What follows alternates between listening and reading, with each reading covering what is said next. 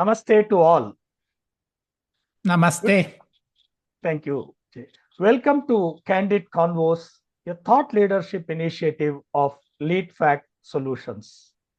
In the 10th episode today, it's a real honor to welcome Gerardo de Luzenberger, a name that many in the global facilitation community will immediately recognize.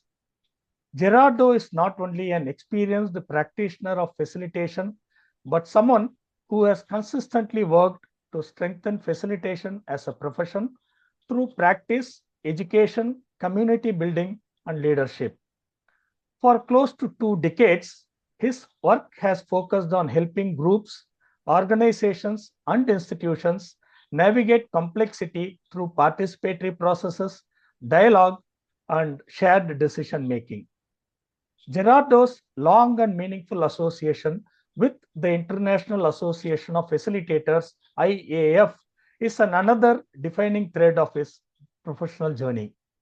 From being a founder member of IAF Italia chapter to becoming a certified professional facilitator, CPF, to certified professional facilitator master, CPF-M, to serving as an assessor, contributing at board level, and today as past global chair of IAF, his path reflects sustained commitment to professional standards, learning, and community across regions.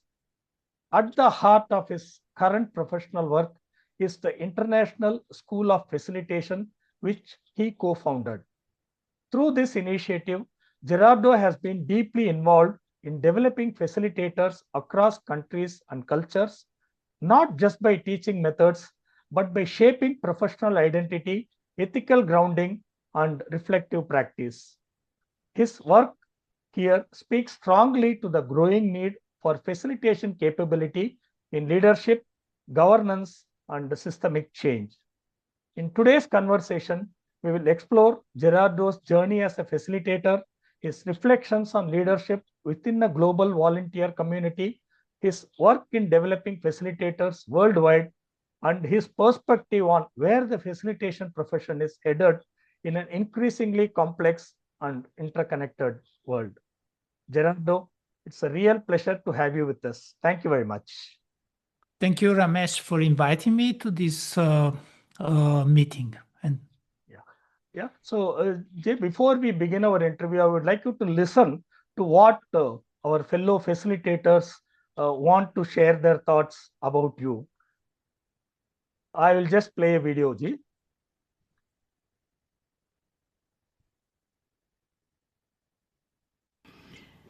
Thank you very much, Ramesh, for this idea. I'm very glad to share some experience of working with Gerardo. It was for 4 years that we worked together in board. It was a lot of fun, I would say. It was not always easy talk. It was very structured, and it was very direct, which I really like. And it was full of some energy that it's not always maybe the one that you expect, but actually it's always a contrapunct somehow to the situation. So this was really interesting for me. And of course, his facilitation was always very gentle and very playful, I would say, especially open space parts when we had some intensive, let's say, sessions during our board meetings in person, and it was always very nice. So I really appreciate everything that I learned from Gerardo, how he guided me, and how he enabled my self-confidence, let's say, in the last part of being a vice chair, to actually take the chair lead role, and to give my best to continue what we have been doing for together for last year of his chair position. So thank you, Gerardo, for everything. I first met G in Madrid at the IF board retreat face to face. What struck me was his incredible energy. He sort of would dance into a room, have the music on, and he would lift everybody up as he came into the room. But then later, I realised that his practice was also very thoughtful, very deep, and took the board through some challenging discussions in a very productive and helpful way. I took away from G how he was able to help people to accept that good enough is good enough, and how he was able to listen and enable a group to circle a discussion and maybe circle it again, but how he was able to always judge, we've talked about this enough now, let's move, we know what to do. Thank you, G. Hi Jay, I hope you're enjoying the additional time available post your board stint. I want to say that I truly miss your being on the board.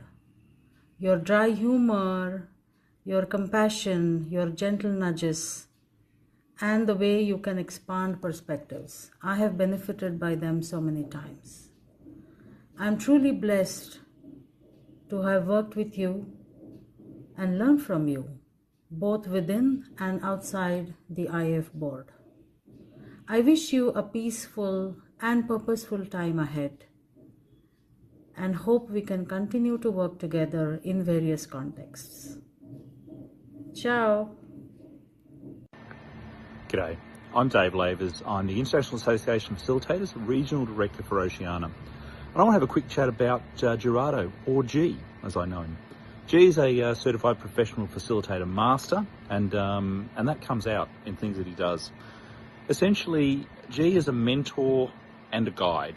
And essentially the two of those things coming together makes him an amazing trusted advisor. G's a sounding board for people, and he's an honest broker, and they're two things that you just can't make up. But one thing G does do, he makes time for others and ensures that they're getting the best out of what they need to do. G brings compassion to his process and ensures that everyone is heard. He keeps things in check, but he does so in either a fun or a serious way, depending upon the circumstances. You know, to put it short, G is a friend and he's a leader, and I'm glad I know him. Hello, my friend Ramesh asked me to say something about Gerardo, and I very willingly said yes. I know Gerardo as a man who is really passionate about facilitation in a mature sense of the word. He loves its roots, like he was very close to Harrison Owen and other big names of who founded modern facilitation. He worked for the present of facilitation by consolidating the board, by making it more strategic, by helping in opening up to youths and giving certification a sound footing so that it helps in the contribution to facilitation worldwide. And on a personal level, I remember passing by Milan and visiting him, and he spent the whole morning listening to me. So he's really open to everyone listening, and I think I have in my heart a big thank you to Gerardo. Thank you. Hello, I'm Rena Koch, and I'm currently working as the community manager for the IF, and this is my 8th year on the administrative team. Over these years, I've had the chance to work closely with many leaders, and one of the people who has had a truly lasting impact on me and our community is Gerardo. I first worked with him when he was the director for professional development and then as chair of our community. And honestly, he's one of those leaders who doesn't just hold a role, he shapes it. Under his leadership, the IF moved to a new level of maturity, clarity, and purpose. Gerardo brings this rare mix of strategic thinking, strong values, and genuine care for people. Decisions were never just about efficiency or optics. They were all about what truly serves an organization. our members, and the profession of facilitation. On a personal level, I've really valued our conversations. Every exchange leaves me thinking deeper, seeing wider, and learning something new about leadership and integrity. He challenges you in the best way possible, with curiosity, respect, and a sharp, thoughtful mind. Working with him has been both a gift and a learning journey. Thank you, Gerardo. I'm deeply grateful for everything you've brought to our community and for many conversations, lessons, and moments of shared purpose along the way. I'll see you a lot in the future, so for now, see ya. Oh my God, Ramesh. See, in we can fact, close the podcast now. in fact, many wanted to give. In fact, Katrina, she's traveling now, hence she regretted. Okay. Rebecca is also traveling. In fact, Rebecca said, please inform G, I'm a big fan of Gerardo. So that's what she wanted me to convey. Same with Mariam, Michelle. They all wanted to give their bite, Okay. but due to time, no, they couldn't Yeah, do sure. that. Okay. So they all conveyed their regards to you, Gerardo. It was a pleasant experience. Oh my God. Okay. Okay, great. Sure. So now we'll now move to questions, Gerardo. So to begin with, I would like to rewind to the early chapters of your journey into facilitation. When you look back at your professional journey, what were the early experiences that nudged you towards facilitation as a serious profession rather than just a set of skills? Interesting question. So I did my first workshop in 1994, so in the past century, and at that time I was quite curious about facilitation. It was something quite new, at least in Italy, and I was even surprised by how people could work together in a different way using one of these techniques. So I really approached facilitation with curiosity at that time. And of course, it was just the beginning to me. So it was one single method that was called the scenario workshop. And I started to work after that with that technique for a while. But I was doing another job. I was a project manager at that time. So I was using facilitation in my management work, let's say, of projects. Okay.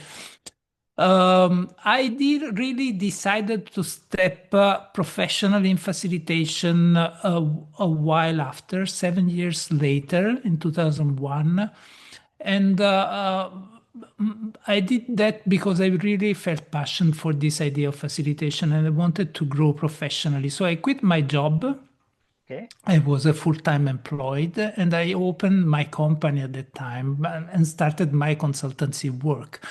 And I decided to grow as a facilitator professionally, which meant at the time, first of all, to learn more techniques. So I said I need a big toolbox, no, a bigger toolbox. So I started and I learned about project cycle management still because I was a project manager at that time, but also future search, work cafe, and open space technology, which really became after that has been really, let's say, my method, the method I really felt more closer to, and I still feel as the most closest to how I approach facilitation. Okay.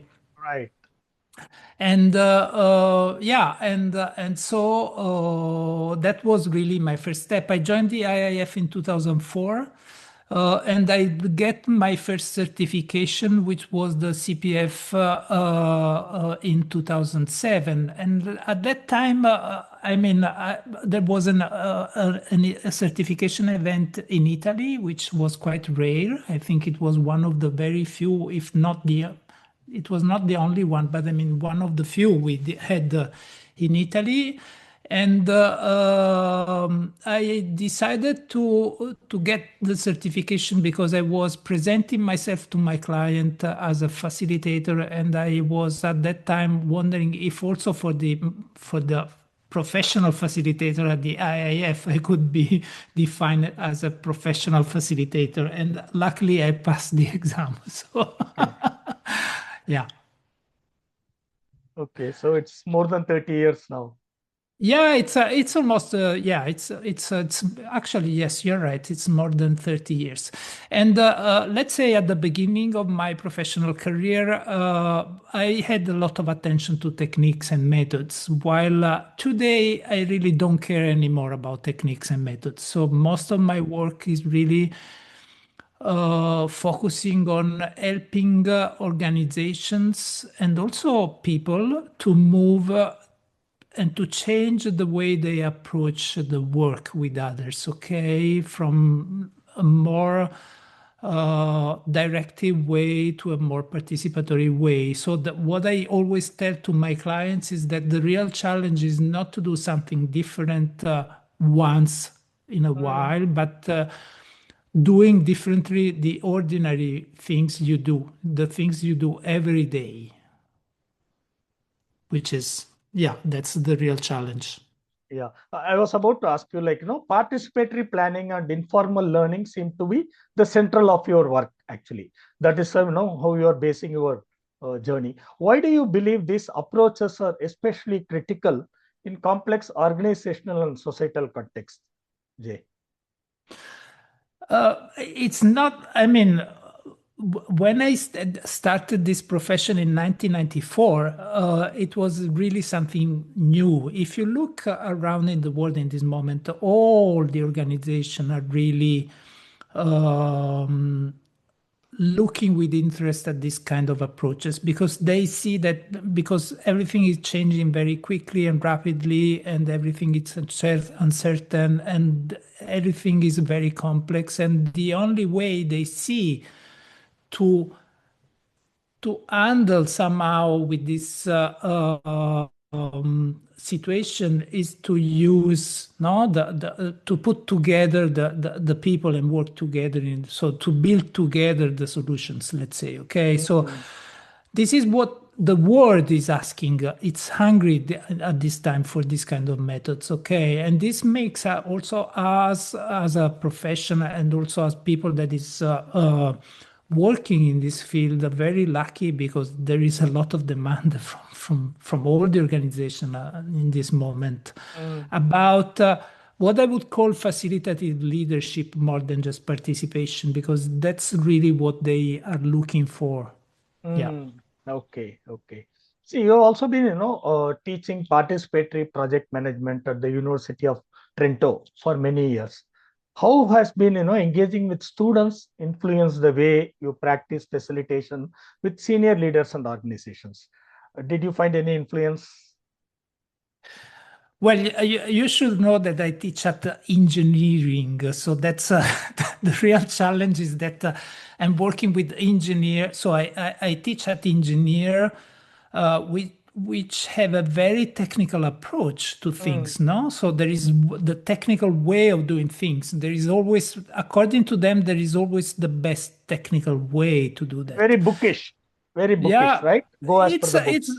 It's a bit like going for the books, but also it is because they feel that the technical knowledge is more important than whatever anything else. So they bring the best solution because they know what is the best solution for a system. Okay, so that's the idea. And they are technical engineers, so they work, they build infrastructure. So in the infrastructure field, this is quite common, okay, as an approach. And so what I bring into their work is mostly are question marks, I would say. Okay, so just trying to help them to understand that in many cases, what they consider the best technical solution is just one of the possible solutions they can implement, one of the possible projects, and that the quality of the project is defined by also not only by them, by technician, but also from those who should benefit of those projects. Okay, so the local communities in this sense. And if you look at the infrastructures, at least here in Europe, most of them they make the project, but then there is a strong opposition at ground level against the realization of the project, and everything is stuck. Okay, for the NIMBY syndrome and these kind of things. And so what I try to explain to them is that if they approach in a different way the project itself, and they listen and understand what are the real concern from one side, but also the potential benefit of the project for a local community, this makes also their work easier from one side and more impactful. So that's the thing. And and somehow this is also going to also leadership. This is what I think it's the real secret of leadership in this sense, no? So you don't bring a solution, and but you build the solution with those who should benefit of them, which means that sometimes the solution you are working for is not your ideal solution. Okay, it's not what you would do by yourself, but it's what is feasible in that moment. Right. Okay. And your association with IAF for spanning more than 2 decades, you said from 2004 as a member, as Italia chapter founder, and CPF-M assessor and global chair. So how this journey has shaped you personally and professionally? So let's say they are all different levels, okay? So as just a member, I was just a member. I looked around trying to understand what could have been the benefit for me of staying into the association. I remember in 2011, I arrived at the moment and just say, should I renew my membership or should I quit the association? And I decided to renew the membership and start volunteering for the IAF, which is also what you are doing at this time, no? And I discovered that, I entered into this international environment, which has been nurturing me for since then, because you meet people, you work together, you learn a lot of things from the others, and you get a lot by giving. No, you receive a lot back. That's what I say. So when I decided to become a CPF, so just said, let me try the CPF certification. At that time, I was really looking for a feedback. Okay. Right. So I was really looking for a feedback because I was presenting myself, as I said, as a facilitator, a professional facilitator, but I didn't feel sure about. I was feeling a little bit insecure about that. And I passed the examination, and actually I got the feedback from my assessor, on which I've been working for several years right after, okay? Because they saw my strength, but also my weaknesses. And on both things, I've been working for a while. Then I became an assessor. And becoming an assessor, it's what is beautiful of assessing the others is not that you decide if they are, you rank their skills, but it's that you have the possibility to see what others are doing in their work. So, and also when you assess quite frequently, you also have the chance to understand what are the trends in our profession. Because, for example, at some point, it was clear when I started to work as a facilitator in 1994, you could imagine to keep a group sitting for a day with the facilitator writing on a flip chart. Today, this is not anymore possible, okay? No more than 30 minutes you can do that, and then people will leave bored by sitting. They need to move. And that was at some point, while I was assessing, was very clear, because candidates were bringing in their workshop, the mock workshop you do, the practice workshop you do, they were just bringing this different ways of working with a group, using the space, making people move, these kind of things. So that has been another very beautiful thing to me.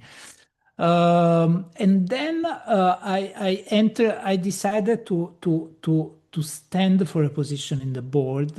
Actually, I was somehow invited by other board members, and also just members. So I received an email in which they say, "Why you should consider this possibility."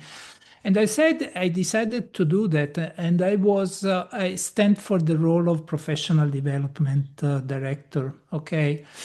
And I've been there for 4 years, and that part has been amazing for me because very challenging, even tough, because professional development is somehow the backbone of the association, no? The certification programs, all these kind of things, and a lot of stakes. Even from, for example, founders, but also people that hold the certification. So it's a very tricky position. Okay, you need to. I used to say that you are like the Ministry of Treasury in a nation. If you are the professional development director, it's really an important role. And but what I really enjoyed work again with people from all over the world, and this is what you have seen. I mean, I'm talking with you. You are from India. I'm from Italy now, and also in the people that you kindly invited to say something about myself. No, you had an Australian, an Indian, a Serbian, and a Maltese. And a British, okay, a Scottish actually, which is the Turkish also, Reda.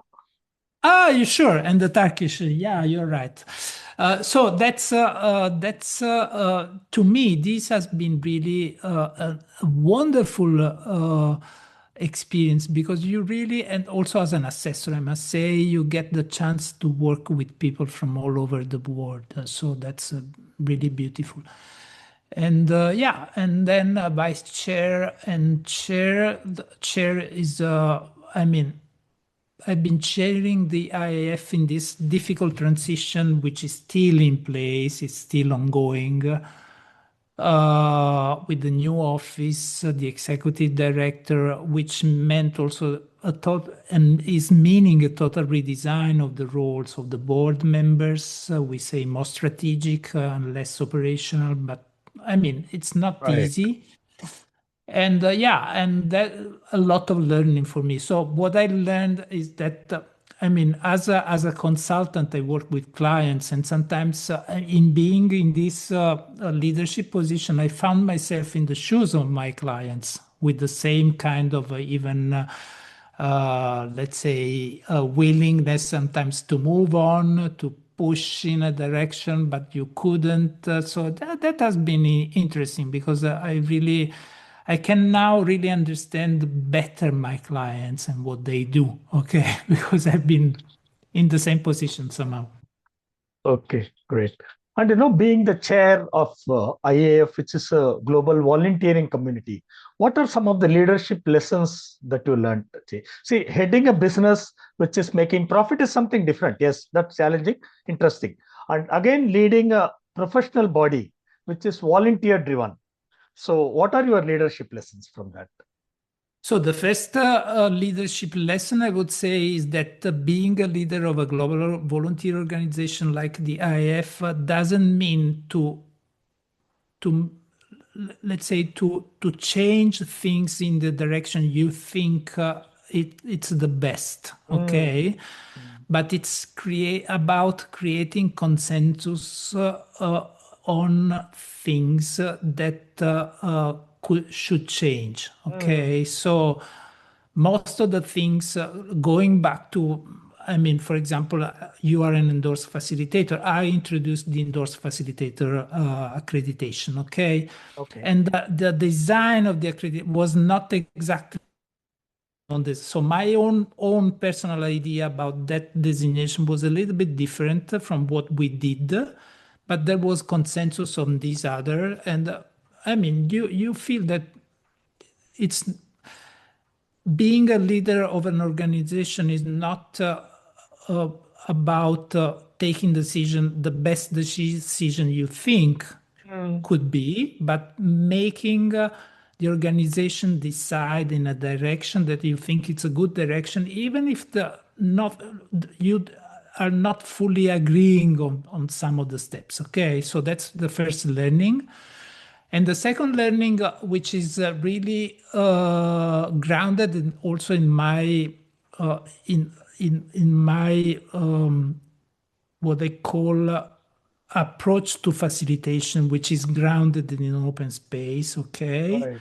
so it's mostly about being a leader. It's inviting people to do something and then let things go in the direction they can go in that sense. So which is connected also to what I said previously. Okay, so it's not about doing what you think should be done, but making things happen and move in the direction you think it's good. So you invite people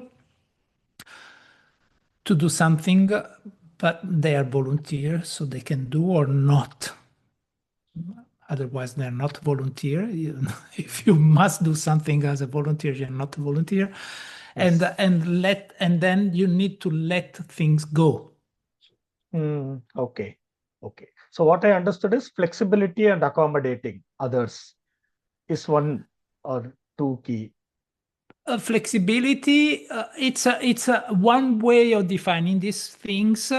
Flexibility means again that you keep the control, while what Okay. I'm saying is that you are not controlling anymore at some point. So it's not about your flexibility, but it's about acceptance. Right. And acknowledging that even if you think that something should be done in a way, that's not for sure the best way of doing. So there others position, other ideas have the same value of yours, because nobody knows what is right and what is wrong. Okay, in this Right. world, Okay. except God. Yes. Oh, that's a great insight, Gerardo. That's a great insight. So it's not really being flexible, but it's accepting, Right. listening, accepting, and letting, giving, empowering people. So giving them, trusting them, and say, do that the way you think it's the best way to do that, and I trust you in doing that. No, and together we can reflect at the end and probably you will do some things in a wonderful way and others with more problem, but that's part of life. This is how it works. Right. We are a bit talking about certifications. You spoke about EF, and you yourself is a CPF and CPF-M. And how do you see the role of these certifications by IAF evolving in strengthening facilitation as a recognized profession worldwide, especially in being of the facilitator? Yeah, so one side which for me is very important of this accreditation and certification program is what I say about myself. Okay, so you get the feedback from your peers, and the feedback is really something that it's could help you in growing into this profession. So this is one part which I think it's really important, by the way. Okay, and I think also maybe your experience as an endorsed facilitator has something to do also with the feedback you receive when you did your certification, your accreditation. So that's one side. The other one, of course, is also working and aligning, demonstrating that you are aligned to the standards that we define, okay? Which to me are very important, and I use them quite a lot also in communicating with my clients. So in every offer I do, for example, I just put a statement at the end in which I say, our services are delivered following the standards set by the International Association of Facilitator, okay? And the certification in this sense is also like the stamp you can use to show this, okay? So I'm saying this, but because I have also an accreditation, I can demonstrate that I am aligned to that, okay? And so that's really important. I honestly see, especially when you are a certified professional facilitator, yes, then you move to master, but it's okay, but it's what is important is the certified professional facilitator accreditation itself. And I really invite people to do the certification if they can. It could be quite expensive for some people in the world, and it's one of the things we have been discussing how to make this more accessible. No, one of the things I am proud of is when I was the director of professional development, we started to assess online the CPF. And that simply happened. It was not because I did something, but because we had COVID. And so as everything was moved online, also the assessment. And there was a wonderful team of colleagues, assessors, which developed the assessment. And again, it was not exactly my favorite way to assess how they designed the process, but they did it, and I trusted them, and this is working, okay? And since we did that, for example, we have seen increasing the number of people that are certified from region like Africa, where in the past it was more difficult for African people, for example, to travel to the places where we were doing the accreditation. So, so that's, yeah. So this is very important for me, to be honest. So feedback from one side, and from the other side also how you can use the certification to present yourself and to explain to your clients that you work following certain standards which are set at international level by our organization. Yeah, I resonate with you. The feedback that I got, that was amazing during my EF journey. No, more than anything else, that was very priceless. In fact, I still remember the case that I presented. The feedback that I got is, hey, for the desired outcome that you have mentioned, maybe in the client contracting, just focus on these areas in future. This time it's fine. But I was a bit amazed. My God, someone could see through that so precisely. I was the one who did it, but someone could go through that from the document and give that feedback is something very amazing. Yeah, that's something great. Yeah, sure. And from the global vantage point, what shift do you see in how facilitation is being understood globally, valued or misunderstood across regions and culture? Jay. So as I said before, I see that there is a growing interest towards, let's say, what I call facilitative leadership, or more in general facilitation, which is not just about the techniques you use, the approaches, but also as a way of leading, okay, in this sense. And yeah, of course, you have it's very difficult to make a general statement around this, but what I see is that the profession is growing, and meanwhile it's growing the number of people that is using facilitation while doing other things. So project manager, team leaders, which use somehow facilitation, or let's say which have a leadership, a facilitative leadership style, okay? And they see the power of this. Of course, so this is the general trend I see very clearly. And as we saw also, and it was very clear in last year, for example, State of Facilitation report made by Session Lab, it was very clear that it's growing the number of organizations which have an internal department of facilitators. Okay, so okay. So they develop no, most of the time in the HR or in the training department, they just create a group of people which is doing mostly this kind of job in their organization. Okay, and of course, all this it's also challenging one of the pillars of our profession, which is neutrality. So to me, neutrality is seen, and it's seen also by the IAF as one of the pillars on which you build this profession.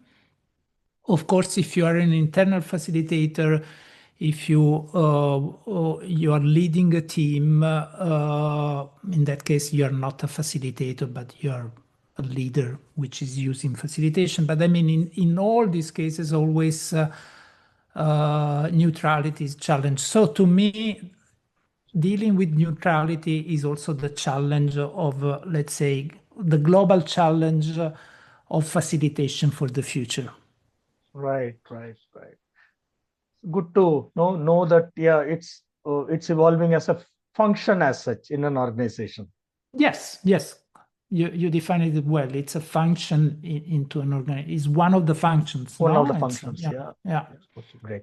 And Jay, you like initiatives like Facilita and global communities, you are consistently invested in convening facilitators. What role do such spaces play beyond learning, especially for identity, belonging, and professional courage? How do these things help?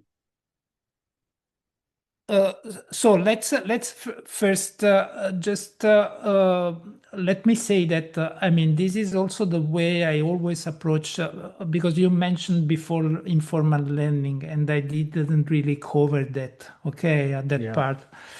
Informal learning is very important for me. Informal learning is to me is, let's say, more than just informal, is self-organized learning. Okay, so you learn what you need to learn, Right. but it's not just that you learn informally and there is a formal. But so, for example, the idea of Facilita, which is we started to run the Facilita is the Italian conference, okay, of the IIF Italian conference. We started Facilita in 2016, so it's 10 years now. This year it's the 11th actually year we do Facilita, and Facilita has always been a place where different, let's say, also families of facilitators have met. Okay, Wow. so you have who does facilitation in trainings, then you have the art of hosting people, and then you have those that work with sociocracy and holocracy, and then you have people that is working on open space, work cafe, and other which use liberating structures, and people that is working with public organization or in the corporate world. So the idea was, let's create a space and all the space, just going also to your book, where these communities can meet and share what they've learned about facilitation. Okay, so that was the original idea, and it's still the idea of Facilita. So it's a very accessible conference with no frills. I say it's no frill. We don't offer food at the conference. You buy your own food at the conference venue, okay, premises. But this also means that you can bring your own food, and this makes very accessible the conference itself, which was also one thing, because we like also the conference being the booster for a new facilitator coming to the profession. Okay, so for example, we always do an open space in Facilita, and I always invite, and we always invite, but I mean, I started this, someone that has never done an open space to do the open space at Facilita. So we don't want to see the good ones, the professionals, those that have done hundreds of open space, doing another open space. We invite someone that is really new to do the open space in a protected environment, okay, a safe environment, because it's an environment made by peers that are not judging what you do, but maybe can offer you a feedback on what you do. Okay, so that's the idea. And this also brings to, for example, to my last initiative, which started just a year ago, which is the International School of Facilitation. So I run a School of Facilitation again since a while, since 2004. I started, or actually 2003, I guess. And now the next step has been organizing what I call the International School of Facilitation, that I started with some colleagues from the IAF and from different regions. So we have a pool and a team of trainers belonging to different regions of the world. So some are based in Asia, Africa, Latin America, Europe, and Oceania. And we can offer a training for global organizations that need to cover all this area. Okay, so that's the aim. And we are working with some global organizations which asked us to develop the same training for their people in different regions of the world. Right. So this facilita is face to face, is it? It's not online, like you do it face to face. We did the facilita when we had COVID, the pandemic. It was a beautiful moment at that time because, and one of those moments in which serendipity does everything. Okay, so the idea was that we were, Italy was, I guess, the first country in the world entering into a lockdown. Okay. And we were all completely at the time, as I guess you were in India, but coming right after us because we were the first shocked by this situation. And at that time I said, I have this, I'm hosting this community of people and I should do something for them. So I bought at the time a pro account on Zoom. So I subscribed a pro account on Zoom without having any idea how Zoom worked because we were using we were using Zoom also with the IAF, but in a very simple way. And Zoom was not so developed at the time. And I called a meeting without having a clue of what we could do in that meeting. And it was amazing because at that time, just the day before my meeting, or a couple of days, I saw an announcement from a colleague from the open space community, and they were doing a gathering online. So I joined the online gathering, and they were using the Kiko Chat, which is a platform developed by one of our American colleagues. And he offered me Kiko Chat for running this meeting. So it was very amazing. And we have been meeting every week for a while in Italy. So I called it a COVID-free edition of Facilita because it was fully online. So it's COVID-free edition, okay? That's a nice one. See, now, looking ahead, what are the key priorities that you see for IAF as well as for the facilitation profession over the next few years, especially now, the world shaped by uncertainty, polarization, and of course, technology. We talk about artificial intelligence, Jay. So what are the key priorities according to you? Okay, so technology. Technology is a very important. We all live in this very fast environment in which technology changes continuously. I think AI is part of my professional life at the moment. So for example, I'm working on a tender in this moment, and I use quite extensively AI just to check things, to control, have a feedback again from the AI, So it's really interesting, and also in facilitation is very important at this time. So we see an increasing level of application of AI during meetings, just as a tool you use in facilitation, something you use to boost creativity, or even just to speed up the work of the group. So that's really interesting from this side. And of course, for the IIF is important to help members to work on this, okay?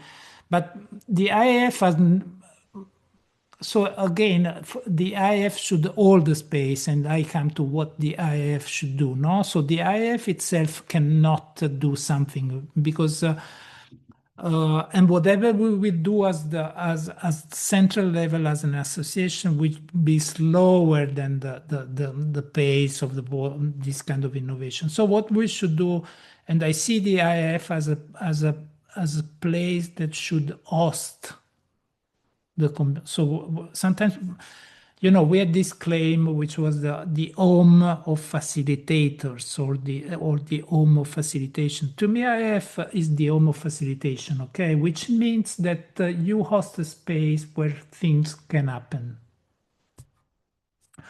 On the other side, for us, it's important as an association, and I put my hat of past chair in this sense. What I see very important is to keep working on making the organization more transparent, more accessible, our program to people, and sometimes also more consistent in what we do, because we. For example, talking about professional development, we had we started with the certified professional facilitator. Then we added to this master and emeritus. Then we added endorsed facilitator. Okay, but all these programs, how you connect in a professional path, all these things, no, which. That's still something we should work on, because there are some connections, but I think there is room, let's say, for improvement as in everything we do. Okay, so that's to me, and this is one side, which means also transparency. In somehow you making easier to people to understand how it works, what you get from this kind of thing. And making it more accessible, which means, for example, one of the big challenges connected with the AI for the association is to start working with multiple languages, because that's a very difficult thing to.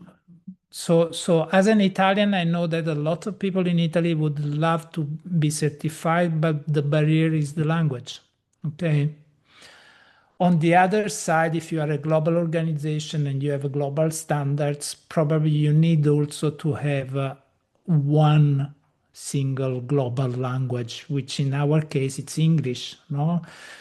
But there is a big demand from Latin America, even from Europe and from many other countries, even from Far East, of working and assessing in different languages. And this could become more possible as the AI is improving. So you have that systems that give you simultaneous translation now, and even in a call, these kind of things. That kind of thing could really make a difference for us as an association. So in that way, we made a good start with the Chinese, right? Now we make separate assessment for Chinese, right? Yeah, we assess. I think when Cameron Fraser was the director of professional development, we started to assess in Mandarin, Chinese Mandarin. Okay. The big problem with the system we have in place is that you need a big team of assessor to assess a candidate, because the assessor should not be connected in any way with the candidate, which can be challenging sometimes, because some of the assessors could also be trainers, and then so the conflict of interest, what we call conflict position for the assessor or the candidate. And the other one is that if I assess you and and I say, and you don't pass at the first stage the assessment, you are invited to come back. So you are deferred to a second moment of assessment. Normally, the second assessment is done by another pool of assessors. Oh, Okay. Not the same assessor, okay? And Right. again, you need a pool of assessors to do that. So the challenge we had and we still somehow have, although we manage with the assessing in Mandarin, is the number of assessors we have compared with the number of candidates, okay? And of course, China is a huge country like Yes. India, so we could even assess in Hindi in this sense, okay, once, because you are so many, but if you go to Italy, for example, where we are only 60 million of people, it's much more difficult to think even to having an assessor of pool which is not connected with the other facilitators that are the candidate to the assessment process. So that's the real challenge with the system we have in place, okay? Okay, interesting. So if you have to speak to facilitators who are just beginning their journey today, Jay, what mindset or capability do you believe will matter more than any tool or method? You also rightly said, more than the tool or method. So be curious. Curious, okay. Start by learning, I would say, on the book, okay? Even if it's normally you use this word with a negative sense, but what I mean is what, for example, I had the privilege to meet and work with Harrison Owen, who was the originator of open space, no? And Yeah. Harrison, since the first moment we have been working together, he said, you should learn the steps, learn the procedure, okay? You should learn the procedure, and then you leave the procedure and you adapt the procedure to your way of doing, okay? So you move, but you need to learn. This is also what I always tell to people I train, okay? You need to understand, first of all, how a method works, and then you can adapt the method. But don't rush in this sense, okay? And the third thing is that facilitation is like swimming.